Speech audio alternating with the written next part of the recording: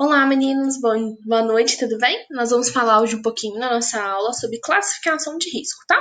É a nossa segunda aula. Eu vou trazer para vocês, deixar disponível lá o cronograma da nossa disciplina. Ele pode sofrer algumas alterações, mas eu vou deixar disponível lá para vocês o cronograma. Tem a data das nossas provas, só para vocês irem acompanhando um pouquinho como que está a nossa programação, combinado?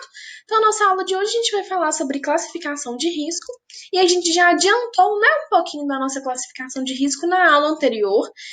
Eu disponibilizei um videozinho para vocês verem já, a gente falou rapidamente o que era, mas hoje a gente vai destrinchar, a gente vai falar especificamente da classificação de risco, tá? Então, essa aula é uma aulinha um pouquinho menos densa do que a outra, mas ainda assim a gente tem muita teoria.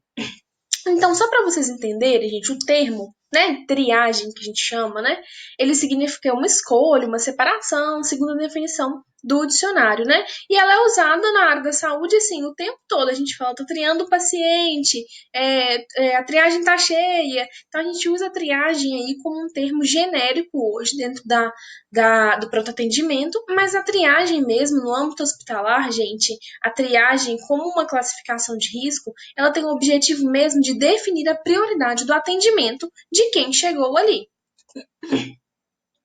Ela é baseada, gente, numa fundamentação científica, ela é feita através de estudos e protocolos, vocês vão ver, vão acompanhar comigo. E a triagem, gente, ela só pode ser feita por um enfermeiro. Existem locais que o técnico de enfermagem fica na triagem? Existem, meninos, só que não é o correto, tá? A gente não tem respaldo para vocês assumirem uma classificação lá do paciente, uma triagem, tá? Então, quem é responsável por fazer essa definição, por fazer essa atuação, é o enfermeiro, tá? Ela é implantada nos hospitais que a gente tem hoje para garantir realmente a equidade do sistema de saúde. Vocês lembram lá que a gente falou, quando vocês devem ter estudado lá na disciplina de saúde pública, quando a gente fala do SUS, que é um dos princípios do SUS é garantir a equidade. Então, uma das formas de a gente garantir que todo mundo vai ser atendido de acordo com a prioridade, de acordo com a necessidade, é fazendo uma triagem mesmo do meu paciente, uma classificação de risco. Porque imagina só se fossem por ordem de chegada. Tem hora que a gente fica pensando assim, não, seria muito mais fácil, porque eu ia chegar cedinho lá e resolver meu problema. Só que aquela pessoa que às vezes não chegou tão cedinho, mas teve um agravo de saúde, tá com um risco realmente ali, correndo risco de vida, ela vai ter que ficar esperando a vez dela e ela pode não dar conta de esperar. Então é por isso que a gente tem esse sistema pautado na equidade.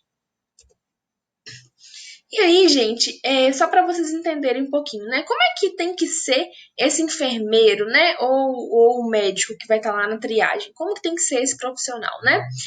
Ele tem que ter, gente, um treinamento técnico específico. Então, para trabalhar lá na triagem, tem que ter um cursinho específico, né? A gente fala que é um aprimoramento na área de saúde, em urgência, emergência, né? A gente tem uma provinha para fazer aí para essa pessoa trabalhar lá na triagem. Ele tem que ser dinâmico, ele tem que ser sensível, ele tem que conseguir perceber todo o contexto muito rápido. Um profissional que está lá na triagem, não dá tempo dele ficar pensando se aquilo será que eu classifico como verde, laranja? Tô na dúvida, eu vou deixar ele aqui como meio termo, vai que, né? Não dá, ele tem que ser muito assertivo na classificação dele, porque senão a gente vê nos jornais aquelas notícias que às vezes circulam na mídia, paciente morreu na sala de espera do SUS, paciente estava esperando atendimento, agravou e não teve atendimento médico. Então, essas situações acontecem, às vezes, realmente por um erro de triagem. Lógico que a mídia é muito sensacionalista, mas às vezes é por um erro de triagem mesmo, tá? Então, vamos falar lá. O que o técnico de enfermagem, então, o que ele vai ajudar, o que ele vai auxiliar nesse momento aí, em relação à classificação de risco, né? Então, compete, gente, ao técnico de enfermagem auxiliar agir de acordo com o protocolo e norma da instituição. Então, se vai ter um técnico junto com o enfermeiro ali, auxiliando nos sinais vitais, auxiliando em algum momento ali da classificação desse paciente, ok. Ou então, se vocês estarão lá dentro participando de outras atividades, já da monitorização desse paciente, de alguma atividade administrativa, você pode estar lá também auxiliando no momento de aferir a glicemia do paciente. Então, no momento da classificação de risco, da triagem, a gente tem que olhar esses dados. Então, às vezes, é um técnico de enfermagem que vai estar ali junto com o médico ou com o enfermeiro, realizando esses procedimentos. Então, vocês podem atuar também nessa porta de entrada, tá? Então, o que a gente tem hoje de desafio na nossa classificação de risco, gente? É identificar e atender essa demanda de forma organizada. Vocês já viram, já foram num pronto atendimento e viram a quantidade de pessoas que a gente tem geralmente numa sala de espera? É raro, gente, a gente conseguir ver um pronto atendimento vazio. Não sei aí se vocês já tiveram alguma experiência de precisar e recorrer. E aí eu não tô falando só do pronto atendimento do SUS, não, tá? Tô falando do pronto atendimento de hospitais particulares também. A demanda é muito alta, a demanda é muito grande, principalmente desses convênios maiores, então geralmente fica superlotado mesmo, a espera demora mesmo, né? Então é muito difícil a gente conseguir trabalhar isso de forma muito rápida e muito organizada. Então esse que é o maior desafio. A gente tem também o desafio de humanizar o atendimento. Por quê, gente? É pouquíssimo tempo que eu encontro com aquele paciente, são várias pessoas com queixas diferentes, e aí ele chega ali, eu preciso atender ele, eu preciso nortear esse cuidado, mas eu preciso também ser sensível para falar com ele que às vezes o caso dele não é um caso ali de urgência, que ele poderia estar procurando no centro de saúde, mas às vezes ele está procurando ali por diversas outras questões. Então a gente tem que ter um pouquinho de humanização também, a gente tem que tentar trazer esse lado também na hora de avaliar um usuário. Pensar na satisfação do cliente também, né, gente? Hoje, cada vez mais, a gente tem trabalhado nisso, de não é só atender, fazer o meu trabalho, pega o boi que está sendo atendido, não é isso, né? Todo mundo tem direito a um atendimento, seja ele SUS, seja ele particular. E garantir a satisfação do usuário é uma forma de a gente garantir que o nosso serviço está sendo bem feito e que ele está condizente com o esperado, né? E aí, para que a gente precisa então, né? A gente precisa, gente, de uma integralidade nas nossas ações. Eu preciso que todo o serviço funcione de maneira íntegra, de maneira igual. Eu preciso que todo mundo fale a mesma língua ali. Então não adianta eu atender um paciente bem lá na triagem se na hora que ele chegou lá na recepção, o porteiro tratou ele mal. Ou então não adianta o porteiro atender bem se na hora que ele chegou lá para triar, eu nem olhei na cara do paciente, só falei, me dá o braço. Qual que é a sua queixa? E pronto, né? Quantas vezes eu já não fui atendida assim, né? Entrei e não sabia por fim nem o nome de quem tinha me atendido, porque a pessoa não se apresentou, a pessoa só pegou, olhou minha pressão, olhou minha temperatura, olhou pulso, batimento e pronto, tchau, sua cor é amarela. E pronto, acabou. Então, a gente tem que trazer também essa ação integral e esse cuidado humanizado para todo o nosso serviço de saúde, né?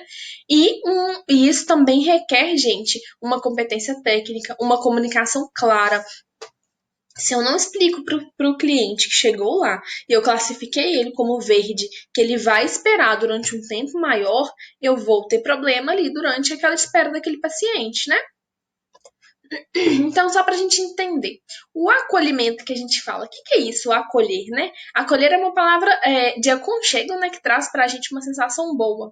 Mas o acolhimento com classificação de risco, gente, que a sigla é a CCR, ele é um instrumento que a gente tem para organizar os processos mesmo e tentar melhorar, consolidar essa tentar melhorar e consolidar essa atenção, esse serviço no centro de saúde, no pronto atendimento, né? Então, o que é um acolhimento, gente? É trazer instrumentos de humanização para eu conseguir fazer com que aquele momento seja um momento de espera, lógico, de classificação pautada na nossa equidade, mas que seja um momento em que a pessoa se sinta acolhido, se sinta observado e sinta que o atendimento dela vai acontecer de acordo com as prioridades, que ela não está sendo passada para trás ou que ela não está sendo deixada de lado, tá? Então a gente tem diversos hospitais que têm estratégias de acolhimento muito bacana. Eu trabalhei num hospital que eles faziam várias campanhas de acolhimento porque a fila do pronto atendimento era muito grande, eram muitas pessoas sentadas. Então, às vezes, se eu não me engano, eu acho que era uma vez por semana, né? Tinha alguns dias lá que eles colocavam pessoas, contadores de história, colocavam pessoas que trabalhavam também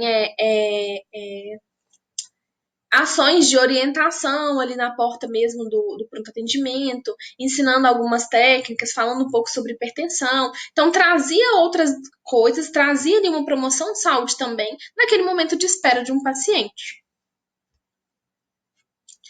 E aí, que a gente tem hoje, então, né, pensando no acolhimento, o que ela traz para a gente, né?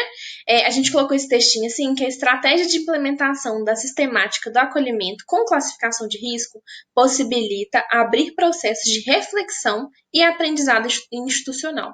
E aí, gente, fala pra gente assim de reestruturar as práticas assistenciais, novos valores, ações humanizadas, compartilhadas, né? Porque é um trabalho que a gente precisa de cooperação. E foi isso que eu falei. Eu dei exemplo aí das ações que esse hospital fazia lá na porta, mas existem vários outros, né? Tem um hospital que traz música para os pacientes escutarem enquanto espera. Lógico que dá para fazer isso todo dia, Natália? Muitas vezes não, né? Muitas vezes eu não consigo fazer isso todos os dias, mas não precisa ser uma ação para entreter esse paciente necessariamente naquele momento. Desde que eu respeito, que o paciente sinta que ele foi muito bem orientado e que ele está esperando, mas que realmente é porque o serviço está cheio, gente, não tem problema nisso. O problema é quando o paciente sente que ele chegou lá e que ele não está sendo atendido porque está todo mundo lá dentro no WhatsApp, todo mundo conversando. Aí realmente o paciente não se sente acolhido de forma nenhuma. Ou então, quando ele chega com uma demanda e as pessoas ficam lá dentro debochando do problema que ele tem, ou comentando o problema que ele tem, e ele tá vendo aquela situação. E aí, gente, a classificação de risco, né, ela vai possibilitar para a gente resolver os problemas, ela vai possibilitar para a gente levar em conta tudo que o paciente tem. O que a gente já conversou é que a gente tem que classificar o paciente de acordo com realmente a complexidade do que ele está tendo ali de doença, de agravo, de sofrimento, né? Mas a gente também tem que lembrar que eu tenho que tentar trazer para esse paciente que às vezes não é um problema tão grave, mas que se ele tá ali e ele não conseguiu outra medida de atendimento, eu vou falar com esse paciente, não, a gente não vai te atender aqui, volta para casa, tá? Que não é lugar para isso, não. Quantas vezes, né, a gente já não viu pessoas fazendo isso com pacientes e pacientes tendo problemas maiores quando saiu dentro do hospital, não conseguiu atendimento, morreu na rua, e aí a gente vê as diversas manchetes que acontecem aí, né? Então, o acolhimento, qual que é a missão dele, gente? Eu vou acolher esse paciente para quê, né? É ser um instrumento capaz de acolher o cidadão e garantir o melhor acesso nos serviços de urgência e emergência, tá, gente? Então, o acolhimento ali, ó, é um momento de entender a demanda da pessoa. Vocês querem um exemplo? Às vezes, as pessoas chegam dentro do pronto atendimento, da urgência e emergência, tão assustadas que elas não sabem onde pegar a senha, elas não fazem a ficha, não pegam a senha, estão lá aguardando ser chamadas e ninguém vai chamar porque elas nem pegaram a senha.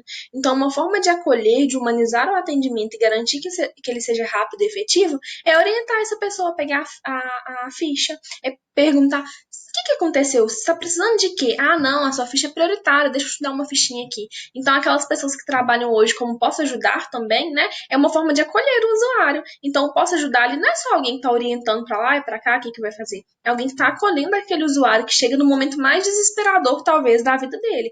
Ah, Natália, mas era só uma dor de garganta. Ok, mas era uma dor de garganta em plena pandemia. Então, aquela dor de garganta para ele talvez está desestruturando aquela pessoa, porque ela já tem certeza que ela tá com o Covid-19 que vai morrer.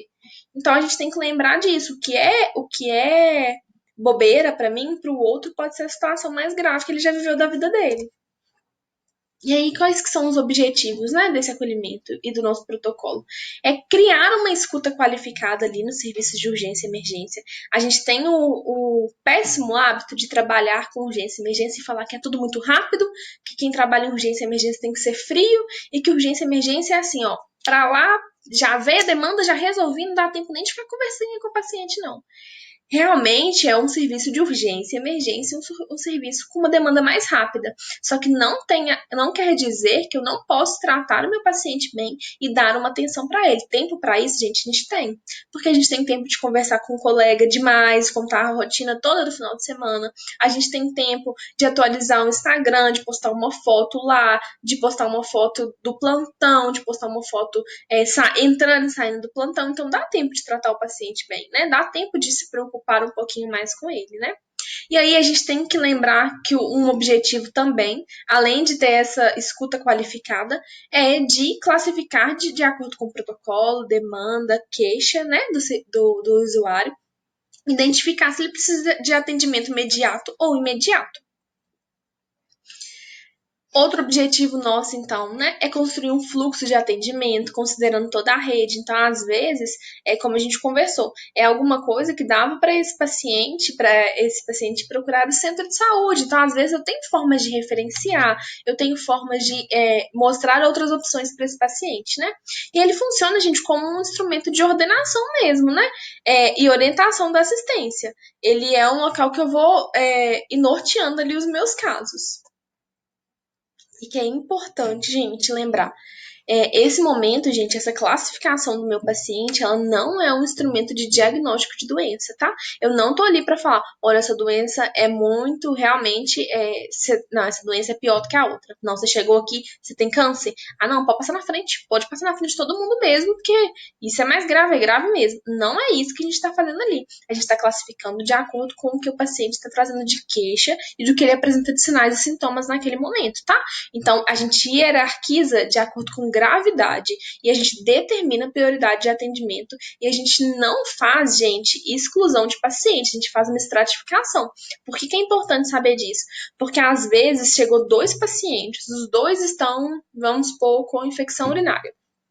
Os 2 estão com infecção urinária, com a queixa de infecção urinária, né? Só que um tá com taquicardia, um tá com temperatura elevada e tá com dificuldade respiratória. E o outro tá só com a queixa, só não, mas ele está com queixa de dor sem apresentar essas alterações. Qual dos dois vocês acham que você atendido primeiro? O paciente que tá com todos os sinais alterados. Mas os dois estavam sentados lá conversando e queixaram a mesma coisa. Quando você chamou aquele que estava com sinais alterados, o outro foi lá reclamar. Mas eu cheguei antes dele, tô com o mesmo problema e você passou ele na frente?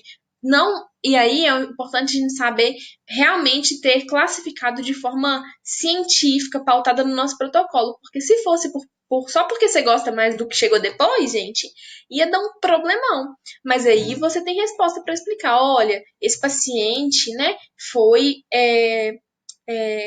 chamado primeiro para o atendimento porque ele está com uma queixa, com alteração de sinais vitais. E daqui a pouco o enfermeiro vai te chamar também, né? Ou o médico vai te chamar para o seu atendimento e tal. Então é muito importante a gente saber explicar e realmente o enfermeiro tem que garantir essa classificação sem segunda intenção nenhuma. Ai, vem cá, porque você é minha amiga e vai lá que eu consigo te passar na frente na triagem. Não dá pra gente ter esse tipo de postura, principalmente no atendimento de urgência e emergência, né, gente? Então, como que funciona a equipe, né? A equipe, gente, ela é multiprofissional. Ela tem um enfermeiro, um técnico de enfermagem, é composta do serviço social, né? Eu tenho a equipe médica, os profissionais da portaria, recepção e muitas vezes estagiários. É, Vocês, geralmente, né, quando vocês estão em alguns campos, a gente tenta colocar vocês para passar um pouquinho lá na triagem, para vocês acompanharem como é, que é importante vocês entenderem esse fluxo, para ver por que às vezes por que demorou a entrar? Por que fulano não entrou primeiro do que o outro? Eu vi que estava lá na porta com uma expressão de dor. Então a gente vai compreendendo por que a classificação ocorre de determinadas maneiras.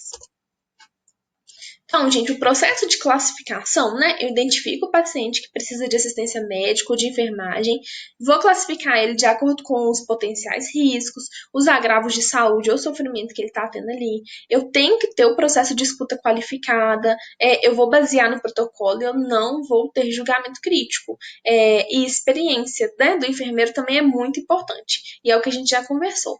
São situações bobas, né? Vou contar uma para vocês, só para vocês ficarem, visualizarem o que eu tô falando. Eu trabalhava num pronto atendimento, estava trabalhando num pronto atendimento infantil e eu estava com os alunos lá, né, com um grupo de estagiários e eu era muito amiga da enfermeira lá da classificação, fui lá ver como é que estava o aluno na classificação, tava eu, ela e o aluno dentro da sala, finzinho da tarde, o porteiro abre a porta gritando, a mamãe entrou gritando com uma criancinha no colo, o porteiro abre a porta correndo para essa mãe, ela não fez ficha, não fez nada, ela já entrou na triagem e jogou o menino no colo da estagiária. O menino era pequenininho, gente, devia ter uns 2 aninhos. E a mãe chorando, chorando, chorando, chorando, chorando. E a gente perguntando o que aconteceu. A enfermeira falando, mãe, conta pra gente, ele caiu, o que aconteceu? E o menino do olho fechado, gente, assim, ó. Aí, gente, a mãe falou assim, ele tava brincando, fazendo bolinha de sabão. Eu distraí por 1 minuto, eu tinha deixado uma bacia com sabão, porque era aquelas de colocar o brinquedinho, você puxa assim, forma uma bolinha grande. E aí a mãe virou e falou assim: eu coloquei o brinquedinho e a hora que eu virei, ele bebeu a bacia toda e tá assim, ele tá mole, ele não acorda. Eu já chamei ele várias vezes, ele não acorda. Ela foi e chamou ele de novo, falou: João, e o menino de olhinho fechado, gente, nem mexia. A gente já colocou rapidinho, né? A estagiária tava com o menino no colo, eu e a outra enfermeira fomos colocando, monitorizando, e os parâmetros do menino parecia que tava ok. E a mãe desesperada. Aí a gente virou e falou assim: eu já achei que o menino tava super grave, né? Já ia mandar o menino lá pra dentro na urgência. Aí, enquanto a gente monitorizava, isso tudo muito rápido, a outra enfermeira falou assim: como é que é o nome dele? Aí a mãe falou assim: João. Ela foi e resolveu chamar ele de novo. Falou: João. Gente, o menino abriu o olho e falou assim: oi, tia. Gente, o menino não tava desmaiado, o menino tava fingindo, o menino tava de olho fechadinho, fechadinho. A mãe dele, gente, ela deu uma crise de riso, mas um choro de alívio, porque era uma situação totalmente estressante. Parecia que realmente a criança estava muito grave ali. Então, tá vendo como é que a gente tem que ter essa articulação, esse julgamento crítico, principalmente quando a gente trabalha, às vezes, com criança e adolescente, porque é muito difícil você conseguir puxar essas informações da criança. Então, era uma situação, gente, que talvez, se fosse um enfermeiro sem experiência, né, se não tivesse colocado lá, olhado os sinais vitais, já ia quase ter morrido do coração, chamado um código azul ali, achando que o menino estava até parado, e o menino estava só fingindo que estava dormindo no colo da estagiária. Então, por isso que a gente tem que ter realmente essa escuta e esse momento assim de tomada de decisão rápida, mas tendo um pensamento crítico ali, né? Geralmente em cima do que foi apresentado pra gente. Ó, gente, não abriu, não vai abrir esse slide, mas eu volto ele para vocês, tá? Era só falando um pouquinho do processo, como que funciona a classificação, mas a gente vai destrinchar ele aqui na frente, tá? Então, como que funciona a classificação? Gente, o primeiro processo que a gente tem aí é a avaliação do paciente, né? São os dados que a gente vai coletar lá, que foi coletado na ficha do paciente. Então, o que que a gente tem de dados? A queixa principal desse paciente, que vocês já estão cansados de estudar e saber o que que é, o início, a evolução e tempo dessa doença, o estado físico que o paciente está ali, né? A escala de dores, escala de Glasgow, que a gente vai falar o que que é. A gente vai falar da classificação de gravidade desse paciente, pegar ali, né, todas as medicações que ele usa, alergia, vício e aferição de sinais vitais, mais a saturação, tá? Então é aquele momento que a gente vai fazer um apanhado geral desse paciente. Quais que são os critérios, então, da classificação? Gente, o que é importante, né? Eu vou saber da apresentação usual da doença. Eu tenho que saber também dos sinais de alerta. O que são os sinais de alerta, Natália? Nesse momento, eu vou olhar choque, palidez cutânea, a febre está alta demais, se teve desmaio ou perda de consciência, ou se ficou desorientado, se está com dor. Todos esses sinais que vão me chamar a atenção. Falar, olha, isso aqui pode piorar, isso aqui pode ser alguma coisa mais séria, né? Eu vou saber também da situação ou da queixa principal ali do paciente. Ah, tá, você chegou aqui por causa de uma dor de garganta, mas o que está acontecendo? Qual que é a queixa principal? A queixa principal é que tá saindo sangue, né? Hoje de manhã saiu sangue, eu não sei o que que é, tô preocupado. Então a gente tem que perguntar ao paciente e avaliar ele como um todo. Na hora dos sinais vitais, gente, eu tenho também outros parâmetros que são muito importantes a gente avaliar e a gente pensar. Tá? Então a gente tem sinais vitais, mas é muito importante a gente estabelecer nesse momento a saturação desse paciente. Às vezes é um paciente que não está saturando bem, então eu tenho que trazer ele mais rápido para esse atendimento. A escala de dor, lembra que a gente já conversou, imagino que vocês já tenham visto isso em quase todas as disciplinas, mas que a dor é o quinto sinal vital e ela altera todos os outros parâmetros. Então eu tenho que saber ali como é que tá a dor desse paciente. A escala de Glasgow, a gente vai falar dela ali na frente, mas eu tenho que saber como é que tá esse paciente no nível sensorial, né? As doenças pré-existentes, a idade, dificuldade de comunicação. Eu tenho que saber também se esse paciente, se eu conseguir puxar nesse momento, às vezes é um pouco complicado, tá vendo? Quando a gente fala que é um momento muito rápido, mas muito importante, que a gente tem que tirar uma série de informações do paciente que às vezes eles não trazem pra gente. Mas se ele tiver problemas com álcool, com drogas, é um momento que eu deveria saber essas informações, né? E aí, gente, a gente tem que lembrar de reavaliar constantemente, porque alguém me perguntou, eu não lembro se foi a Bárbara, mas alguém me perguntou na última aula se o paciente pode mudar, se ele pode ser, por exemplo, amarelo e virar um paciente vermelho, né? Então, essa classificação, ela pode mudar sim, tá? Nenhum paciente, gente, pode ser dispensado sem ser atendido ou acolhido, classificado de forma responsável na unidade de referência, tá? Em hipótese nenhuma, eu posso chegar o paciente lá e o porteiro, ou eu mesmo, o enfermeiro mesmo na triagem, ou vocês auxiliando na triagem, falar assim: menino, mas deixa de ser bobo. Tá vindo aqui por causa disso? Não, vai lá no centro de saúde, aqui tá cheio demais. Precisa não. Se essa pessoa vai embora e tem algum acometimento de saúde e a família sabe que ele procurou atendimento e que você dispensou esse paciente, a gente responde um processo por isso. Então vamos lá agora falar da nossa classificação de risco, como que ela funciona, meninos. Primeira coisa, a gente tem o prioridade zero, que a gente chama de vermelho. Tá saindo mais rosinha aí no meu slide, mas é a classificação vermelha, tá, meninos? Que eu tenho que fazer se um paciente for prioridade zero, se ele for vermelho? Quando que é, Natália? O que é prioridade zero? Como é que eu vou saber isso, meu Deus? Prioridade zero, gente, é aquele paciente que chega que não dá tempo de eu ficar conversando com ele ou que não tem nem como eu conversar. Então, um politrauma, chegou um acidente lá do paciente ficou preso em ferragens.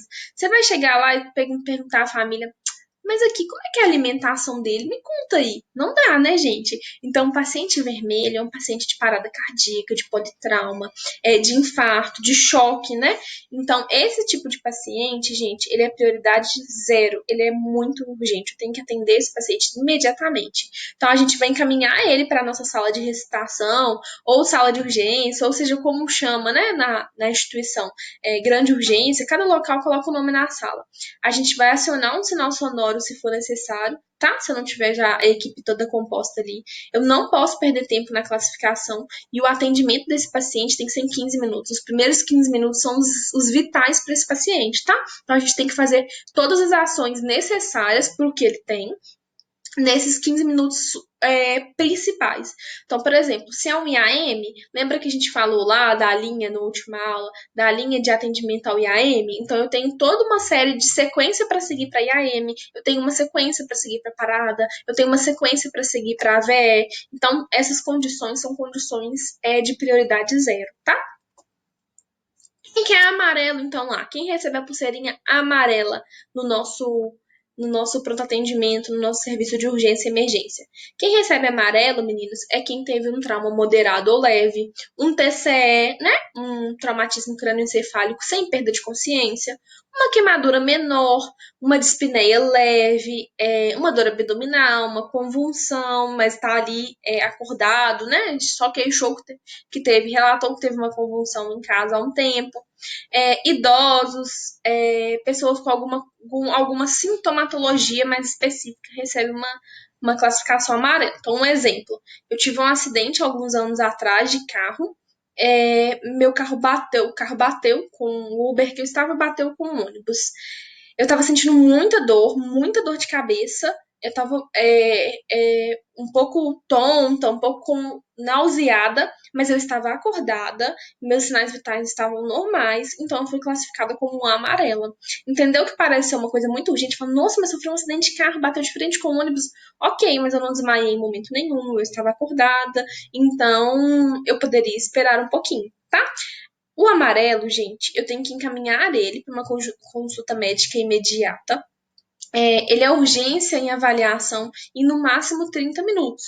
Tem um risco elevado, porque, por exemplo, eu não desmaiei, mas eu poderia estar tendo um sangramento encefálico, poderia estar tendo alguma lesão mais séria, né? Uma costela quebrada, alguma coisa que perfurasse pulmão, alguma coisa mais séria que não mostrou aparentemente, poderia. Por isso que é no máximo 30 minutos de atendimento. E se eu apresentasse qualquer outra alteração enquanto eu estava ali, por isso que a estrutura, gente, de uma sala de urgência e emergência, a sala de espera é bem em frente à sala da triagem, pra gente sempre ficar de olho nas pessoas que estão ali esperando, tá? Então, até nisso o serviço de saúde tem que pensar. Então, o amarelo, ele tem essa particularidade de uma urgência, mas ele pode esperar até uns 30 minutinhos, tá? Quem que é o verde? O verde é a pulseirinha que a gente detesta ganhar, porque fica parecendo assim. Nossa, tô aqui queixando dor. Se eu não tivesse com dor, eu não tinha vindo aqui para dentro de um pronto atendimento. Se eu não tivesse com dor, eu não ia estar aqui acordando cedo. E aí vai me mandar esperar esse tempo todo, gente. A prioridade verde, gente,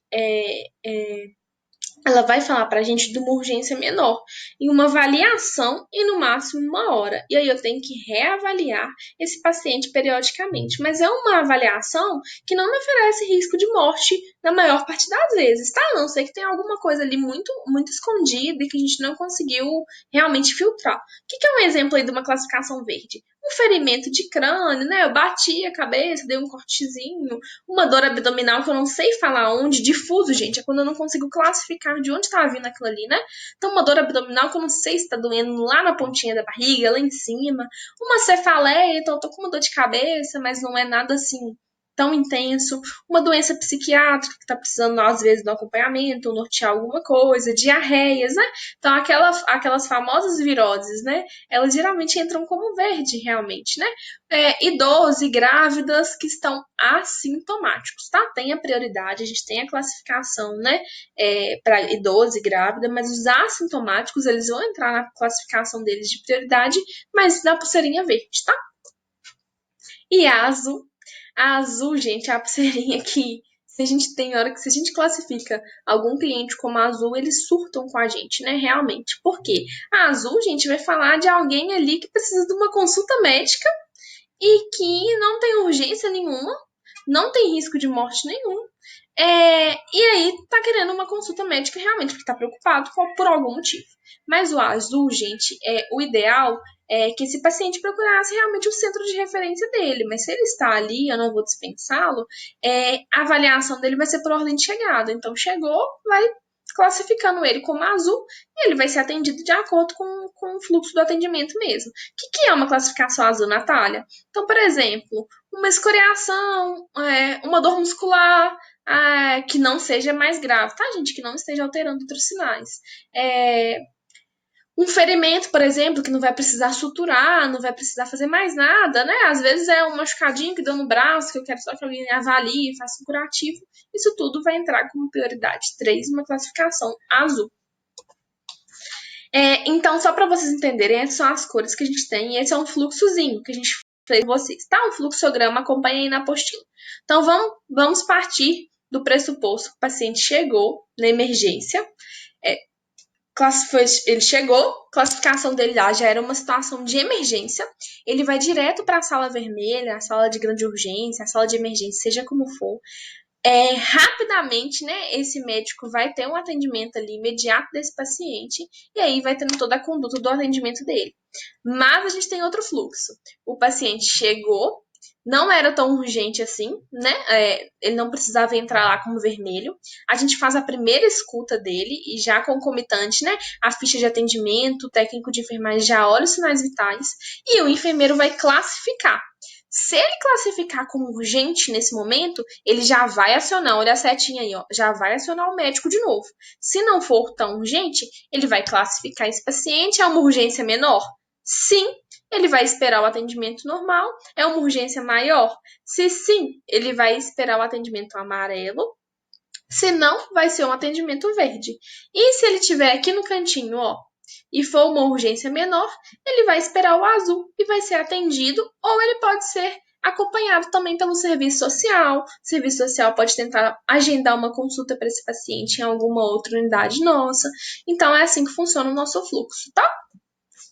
Quais que são os sinais de alerta, gente, que a gente tem que ter atenção, porque o paciente pode piorar de uma hora para outra, tá? Então tem que ter muita atenção mesmo. Então, por exemplo, acidentes com veículos motorizados acima de 35 quilômetros por hora. Então, por exemplo, eu que tive meu acidente de carro lá, o Uber que eu estava bateu de frente com o MOV. E eu fui classificado como um amarelo. A classificação foi feita certa? Foi certinha. Mas o tempo todo eles ficavam de olho em mim. Eles me chamavam, falavam que estava já vindo o atendimento. Eu fui atendida em menos de 20 minutos.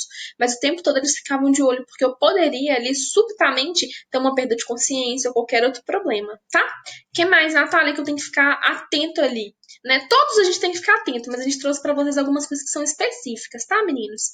A força de desaceleração. Então, por exemplo, pessoas que sofreram quedas, então caiu lá do quarto andar, mas acordei que eu nem desmaiei, tô bem, tô aqui. Ou explosões, essas pessoas podem ter realmente, depois de um tempo, uma perda de consciência, ou ter algum problema mais grave ali, tá? Um sangramento, pode estar tendo uma hemorragia interna. As perdas de consciência, propriamente dita, mesmo que momentâneas, após um acidente. Ah, não, eu só caí ali, bati a cabeça, mas depois eu não tive mais nada. Eu tenho que acompanhar, tá, gente? O risco dessa pessoa ter tido um TCE mais grave é grande, então ela pode estar tendo um sangramento. Acidentes com injeção de veículo, então a pessoa foi lançada fora do carro, foi lançada fora da moto, caiu, né? Então tem que ficar de olho nessas pessoas também. Negação violenta das óbvias injúrias graves, pensamentos de fuga, alteração do discurso, resposta inapropriada. O que é isso? Pessoas com falas não condizentes com o que está acontecendo ali, né? Então, pessoas que você vê ali que ela tá querendo fugir, que ela não tá querendo ficar naquele local de atendimento. Pessoas que você pergunta uma coisa, ela responde outra. Ela desconversa ou ela traz uma coisa diferente. Então, você tem que ficar de olho também nessas pessoas, tá? Que elas podem estar tendo um tipo de alteração de consciência ali. E fraturas, tá? Quem sofreu fraturas de primeira e segunda costela, né? No momento da nossa triagem, a gente já vai conseguir identificar isso, assim, uma possibilidade de ter fraturado, então a gente tem que ficar de olho nessas pessoas também.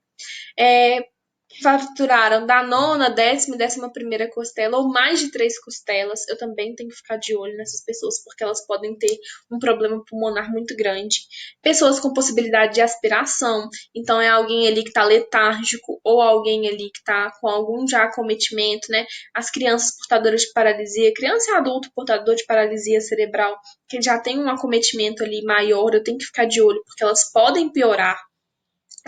O que a gente já falou de contusão pulmonar, acidente que teve óbito no local, gente.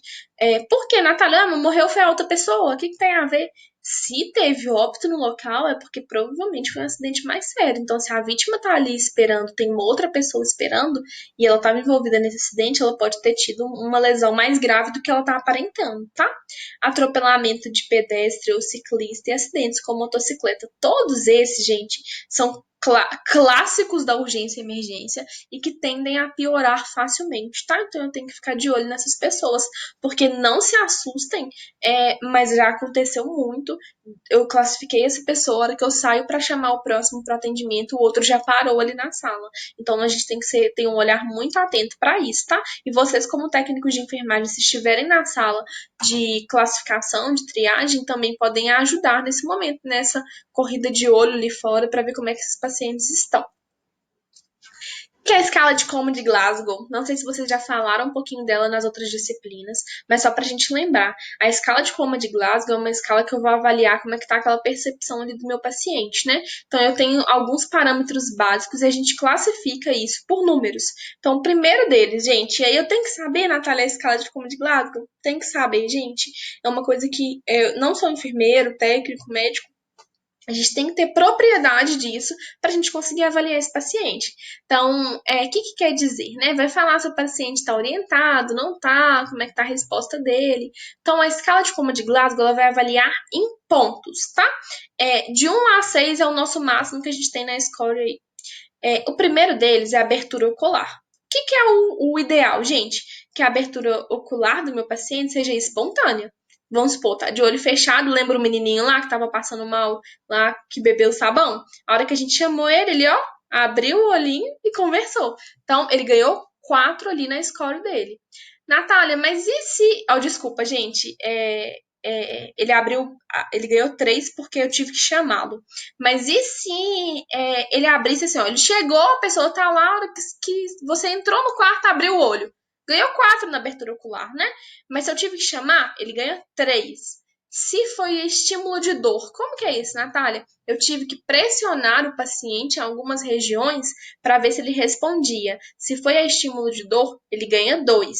E se mesmo estimulando dor no paciente ou fazendo alguma técnica, ele não acordou, ele ganha 1. Então, lá na quesito abertura ocular, eu tenho de 1 a 4 para dar para esse paciente, sendo que 4 é a melhor resposta que ele pode me apresentar. Resposta verbal. O que é isso, Natália? A gente já fez um teste para ver se ele está respondendo, se ele está conversando normalmente comigo. Então, eu vou conversar com essa pessoa. Está conversando normal, a fala está condizente, tá, o tempo, espaço e tudo tá ok? Tá, ela sabe que dia que é hoje, sabe onde que tá, falou a queixa dela aqui normalmente. Então, ela ganha 5. Natália, eu tô achando confusa. Ela falou o tempo, falou tudo, mas tá confundindo o hospital, tá achando que tá em outro lugar. ganha 4. Natália, tá falando umas palavras assim, no meio da frase, ela traz umas palavras, por exemplo, Natália, eu tô aqui no pronto atendimento, eu tô queixando uma dor aqui abdominal, né, na carambola. Carambola? O que tem a ver a palavra? Ela fala, não, às vezes confundiu, continua conversando. Realmente ela trouxe umas palavras que não tem a ver com sentido, aí essa pessoa vai ganhar 3 na resposta verbal. E ela trouxe palavras incompreensíveis, como assim? Uma fala que eu não consigo nem entender o que é aquela palavra. Eu peço para repetir e não consigo entender. Ela ganha 2. E se não está falando de forma nenhuma, ganha 1. Entenderam? A gente vai de cima para baixo, tá? O maior número sempre é a melhor resposta. Resposta motora. Obedece a comandos. O que é isso? Bárbara, levanta a mão para mim direita. À esquerda. Faz tal coisa, pega um papel. Desculpa, meninos. Pega um papel. Pegou tudo normal? Ok. Resposta motora 6. Não tem resposta ali, né? Mas ela localiza dor. Então ela fala: não, tá doendo aqui na minha perna direita, eu palpo, eu toco e tal, e ela sente dor naquele local, tá? A gente tem 2 movimentos, que é o movimento de retirada, é o movimento do paciente, tipo de puxar, né? Voltar, né? Contra o próprio corpo, esse movimento de retirada do paciente, ele ganha 4. Então, ele não está obedecendo comando, ele não está localizando o normo, mas ele tem uns reflexos. A gente tem uma flexão anormal e uma flexão e uma extensão anormal. Então, o que é uma flexão anormal? O paciente está puxando o braço, né? Ele está, a gente falava de cortique de cerebra. Ele tem uma sensação diferente ali, né? Ele puxa o braço em algum estímulo que a gente está fazendo. Então, é uma flexão que a gente tem anormal do meu paciente, ele ganha 3. E uma extensão anormal. Eu tenho alguma situação ali do paciente que ele não teria que ter um relaxamento assim muscular e o paciente está relaxando ali o músculo. Então ele ganha 2 para essa classificação. E se ele não teve resposta motora nenhuma, ele ganha 1. A resposta motora, meninos, ela é um pouquinho mais chatinha da gente avaliar, porque ela tem um número maior de comandos. Então o primeiro dele, só para recapitular. Obedeceu os comandos ali, conseguiu fazer tudo? 6, tá ok. Ele tá só localizando dor, eu mando ele fazer as coisas, ele não consegue fazer, não tá conseguindo levantar o braço, não tá conseguindo mexer, mas ele consegue ali localizar dor, ele ganha 5.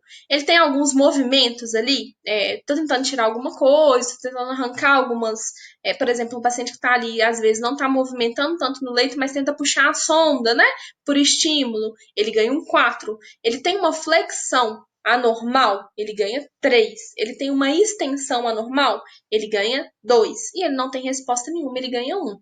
E aí, Natália, o que eu vou fazer com isso? Eu vou somar o número que deu lá de abertura ocular, o número que deu lá de resposta verbal e o número que deu lá de resposta motora. Eu vou somar tudo isso e o paciente vai ter um Glasgow.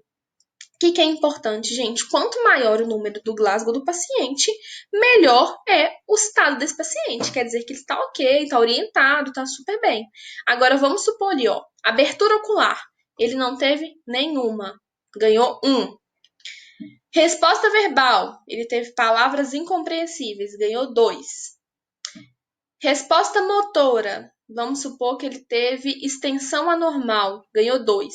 Então, ele ganhou 2 de um, 2 do outro e 1 do outro. O Glasgow dele foi 5, né? 5 em 15, que é o nosso maior Glasgow. Então, esse paciente é um paciente que eu tenho um risco muito grande com ele. Então, eu tenho que ficar de olho nesse paciente. É um paciente que provavelmente vai estar ali não responsivo, né? Deu para entender, meninos? A gente vai conversando sobre isso no nosso grupo do WhatsApp também, porque a parte que mais pega realmente é entender a escala de coma de Glasgow e aplicá-la, tá? Então, só para vocês entenderem a nossa resposta rápida aí do ABCD, tá? Por exemplo, uma parada cardiorrespiratória iminente, gente. O A, primeira coisa ali que a gente fala, é a respiração com ruídos. Eu tenho que observar isso. O B vai falar da nossa bradipneia ou taquipneia, né? Eu tenho que observar a frequência cardíaca do meu paciente.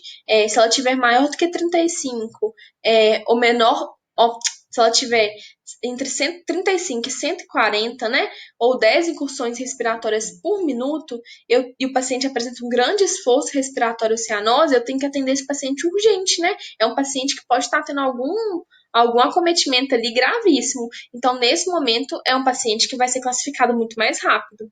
O C, gente, ele vai falar pra gente de taquicardia ou bradicardia numa frequência cardíaca do paciente maior do que 140 ou menor do que 60 batimentos por minuto, tá? E aí, um paciente que não apresenta pulso radial palpável, e aí o pulso da carótida tá fino, é um paciente que me fala mesmo de uma parada cardiorrespiratória, né? Que ele tá caminhando para isso ou já está entrando em parada. E o D vai falar pra gente de letargia, de estar em coma, de não responder estímulo. Lembra o nosso paciente lá do Glasgow? Que o paciente não estava respondendo, então é o paciente que está letárgico, né? Então é muito importante. Então, o que é isso? Nosso ABCD é uma avaliação rápida. Então, eu vou avaliar, primeiro momento aí no A, a respiração com ruído, para ver se ele está fazendo algum som.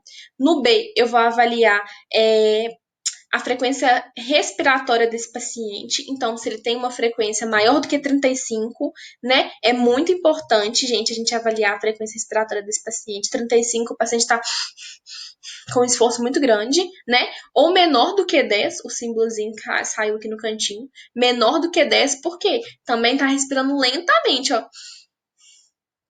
Dá uma pausa aí para depois ele respirar de novo. Vou avaliar a frequência cardíaca do meu paciente entre 60 e 140 e vou avaliar o estado geral dele de orientação e de estímulo cognitivo, tá bom? Um paciente, gente, uma descompensação. O que eu vou avaliar nesse paciente, né? No paciente descompensado, de acordo com o nosso ABCD. Primeira coisa, no A, se o paciente está ansioso, se ele está conversando pouco. No B, né? Que a gente vai falar que é do respiratório B, tá, meninos? Então, A sempre a gente vai, ó, repara pra você ver, a gente vai avaliar o que aparentemente aparece. No B, a gente vai avaliar pra gente o respiratório, no C é o cardíaco e do D é o estado do paciente cognitivo. Então, no B, né, no paciente que chegou descompensado, eu vou avaliar, gente, a taquipneia leve desse paciente, tá? Ele geralmente apresenta entre 30 e 35, tem um esforço respiratório, tem uma cianose, ele tem uma taquicardia leve, tá acelerado, mas não tá fora do normal. Então, por exemplo, ele tem uma frequência geralmente entre 120 e 140 batimentos por minuto. O pulso desse paciente que está descompensado, ele é fino e o carótido é normal. Vocês lembram que no anterior que a gente falou de uma parada eu não localizo o pulso radial, e nem fininho ele não tá, eu não localizo, e o carótido geralmente tá mais fino, nesse aqui tá normal. O pulso radial eu localizo, apesar de fino, mas o carótido tá normal, tá? E o consciência desse paciente, ele vai estar ou normal, ele pode estar um pouco confuso, ele pode apresentar sinais de agitação e responder à dor, tá? Então, esse é um perfil de um paciente geralmente descompensado, tá? E um paciente que está compensado, gente, é um paciente que ele conversa, que ele tem uma taquipneia leve, então tá entre 20 a 30 incursões respiratórias por minuto. Ele tem uma taquicardia bem leve, então tá entre 100 e 120, o pulso radial dele tá normal, ele responde normalmente, pode apresentar alguns sinais de confusão ou responde a comando verbal. Você pergunta, ele responde, tá? Então, esses são os nossos perfis de pacientes, tá? Então, o paradinho aí, ó, reparem que ele tá circulado de vermelho no meu slide, porque é um paciente que tem que ser atendido muito rápido. A gente tem o descompensado, que vai ser o amarelinho, e a gente tem um compensado, que vai ser o verde. A classificação, gente, nossa, é de acordo com o protocolo de Manchester. A triagem de Manchester, ela começou lá na Inglaterra e no Brasil ela foi utilizada a primeira vez em 2008 aqui em Minas Gerais. E aí foi uma estratégia para diminuir a superlotação dos pronto-atendimentos, né, dos prontos de socorro e pronto-socorro e a unidade de hospitalar. Por quê? Antes, gente, da gente ter uma classificação de risco, todo mundo que chegava era atendido na ordem que foi chegando, do jeito que eu achava necessário. E aí, gente, a gente tinha uma superlotação. Se hoje vocês acham que os pronto atendimentos ficam cheios, imagina antes que a gente não tinha nada para triar. Era assim, eu acho que esse aqui vai primeiro. Esse aqui vai gravou na sala, corre com ele, vai assim. Então, realmente era muito desordenado, né? Hoje, gente, o Ministério da Saúde, o Conselho dos Enfermeiros, dos médicos, todo mundo, né, recorre a essa avaliação e acredita essa avaliação de classificação de risco no protocolo de Manchester, tá? Então, lembra que eu falei que o enfermeiro tem que ter uma autorização para fazer triagem, ele tem que ter uma especialização, né? Um curso que a gente faz em classificação de risco e triagem de Manchester, tá? Então, como que era a classificação de risco, né, gente? Classificação de risco, ela vai falar de uma emergência, que é o zero lá, né, que é um atendimento imediato. O urgente é um atendimento mais rápido possível. O, o verdinho, prioridade e não urgente. E o azul vai falar pra gente de uma consulta de baixa complexidade e eu vou atender por horário de chegada, né? Na triagem, gente, o protocolo de Manchester, ele vai estabelecer isso pra gente de acordo com horários. Então, o vermelho, gente, é emergente e imediato, não tem como esperar. O nosso protocolozinho laranja, que a gente tem lá na triagem de Manchester, ela vai falar de uns 10 minutos de atendimento. O amarelo vai falar de que é mais urgente, mas que eu tenho até 60 minutos de atendimento. E o pouco urgente de 120 minutos. E o azul vai falar para a gente de 240 minutos. Então, entendeu como é que o protocolo de Manchester ele veio e ele designou o tempo. Então, o verdinho lá, ó, agora, no nossa triagem de Manchester, ele pode ser atendido, meninos, em até 2 horas, porque ele é verde. Lógico que eu tenho que ficar de olho, mas eu tenho até 2 horas para atender esse paciente. E o azul, Natália, quanto tempo eu tenho? 4 horas para atender. O que a gente tem hoje de classificação? Então, vamos falar um pouquinho ali dos problemas que a gente tem principais aí. Na classificação vermelha, gente, são os principais comprometimento de vias aéreas, uma respiração inadequada, as hemorragias, né, aparentes, os choques, convulsão, criança não responsiva, tá? Então, isso tudo a gente classifica geralmente como um atendimento que é vermelho. O nosso laranja, gente, é um paciente que apresenta uma dor intensa, uma hemorragia alta e incontrolável, ele apresenta alteração de consciência, uma criança febril, porque criança, gente, é grupo de risco. Eu fico brincando assim, eu falo, não, gente, criança é uma bombinha relógio, porque febre em criança pode levar rapidamente a uma convulsão, tá? Então, quando nossas avós ou quando nossas mães falam aí, né? Menino não pode ficar com febre, não. Tem que abaixar a febre. Dá um banho nesse menino, que esse menino vai ter uma convulsão. Não é brincadeira, tá? A criança atinge um pico muito mais rápido e ela pode ter uma convulsão mesmo por febre. A gente orienta sempre os pais a não esperar muito tempo para medicar as crianças para febre, tá, gente? E uma dor moderada. O amarelo, gente, ele vai falar pra gente de uma hemorragia baixa, mas incontrolável, de uma história de inconsciência. Então, lembra sempre da história da Natália, que pode ter tido ou não uma história de inconsciência, posso ter batido a cabeça e tido uma história lá no carro, mas agora eu tô consciente. Vai falar de um adulto febril, também pode entrar como um amarelo, tá? Pelo mesmo risco que a gente tem de uma convulsão. E o verdinho, ele vai falar de uma dor leve recente, que não começou há vários dias, tem no máximo 2, 3 dias ali que eu tô com essa dor, uma febre baixa ou um problema que começou agora. E aí, gente, não se assustem, tá? Mas chegam diversos problemas que a gente fala assim, gente, mas como que veio parar aqui para atender um pronto atendimento? Acontece mesmo, tá? Então, por exemplo, já chegou gente no pronto atendimento comigo porque queria tirar uma verruga, chegou gente que não gostava da pinta que tava nas costas. Ok, incomoda e tudo, mas não era necessidade de ser atendido numa urgência, né, gente? E chega mesmo. E o azul a gente já falou que são os atendimentos que a gente julga que seria necessário atender numa consulta especializada, numa consulta agendada, né? E aí, só para vocês entenderem um pouquinho, gente. Então, teve comprometimento de vias aéreas, respiração inadequada ou choque, é vermelho. A gente vai mandar esse paciente ali diretamente para o atendimento. Tá com uma dor pleurática, tá com um vômito persistente, não para de jeito nenhum, tem uma história cardíaca importante, então, esse paciente aqui tem doença de Chagas, tem uma história aí de 3 infartos já, tá com uma dor moderada? Amarelinho. Dor intensa, uma dor cardíaca, né? Tô com uma dor no peito, tô sentindo um aperto, uma dispneia aguda, um pulso anormal. E esse paciente é laranja, então ele vai ser atendido lá antes do amarelinho. Agora, eu tô com um quadro de vômito, dor leve, né? Tô com algum problema mais recente, um evento recente. Esse paciente ele vai ser atendido de acordo com uma classificação verde ou azul. Deu para entender, meninos? Só pra gente. Hoje era uma aulinha pra gente falar cada tipo de classificação, né? O que é vermelho, o que é azul, tem várias outras coisas? Tem sim, tem várias outras coisas que a gente vai entrar para falar mesmo de classificação.